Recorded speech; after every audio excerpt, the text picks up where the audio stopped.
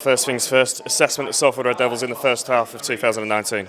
Well, I think we've been great in large parts. I think a little bit inconsistencies amongst us within games, to be fair, which have meant that we've just not been able to see some of the games off against like the Wigans and the Castlefords, even the St Helens on Friday night as well. So that's kind of cost us. But I think overall, the players have been great in what they've done. Seems to be a much more recognisable brand of quite attacking footy from Salford this year. Is that something that you've been very conscious about? Yep. We've got a better spine, if I'm being brutally honest about it. We've got a better spine, and it's something that we tried to build around. Last year we didn't have the right pieces in place till the back end of the year, so we had to change the way we played slightly. This year we've been able to play a bit more of a free-flowing football, and we've got the guys to do that. So it's backing the players on what their strengths are. Is Niall Levels the best fullback in Super League? Oh, he's close at the moment, mate. He's been outstanding. I think he's pushing himself really hard. He wants to try and get a great written call up at the end of the year, and the moment the way he's going, he's well in contention for me. And going into Magic Weekend, playing Hull KR, obviously a disappointing result against them in the Cup a couple of weeks ago. How do you use that to learn from it? Yeah, well, to be fair, it's massive motivation for us as well.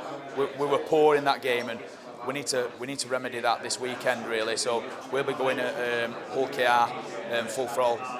And moving a week on, how do you reload and go again after such a disappointing result as last Friday? Rugby players are resilient and they bounce back pretty quickly as well. The players will have learned the lessons from that game and they know where we fell down. But the one thing we've got in our group is we've got a real group of competitive players and real good leadership within our team as well. And you've seen that in most games played. We can bounce back from certain situations. Look at the Saints game on Friday, 16 points down, and then we bounced back to get 30 unanswered points. We just weren't quite good enough to finish it off, but we know the reasons why and what are behind that. It's up to us to kind of fix them up and make sure we move forward really positively now. And we're in that time of year as well, where there's always plenty of talk about where players will or won't be next year. How confident are you in your long-term plan?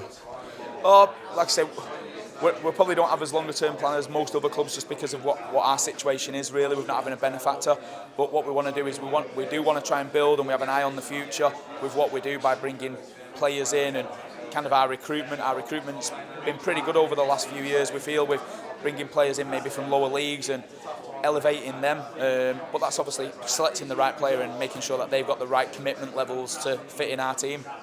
And just lastly, obviously we know that Magic Weekend is one of the most popular weekends for the supporters, but what's it like on the other side of the fence for someone coaching it? Yeah, I like it. I think it's a great opportunity for players and coaches to experience new atmospheres, new venues, and something that we can enjoy once the game's over more than anything. Before the game, we need to focus on the game and get that done.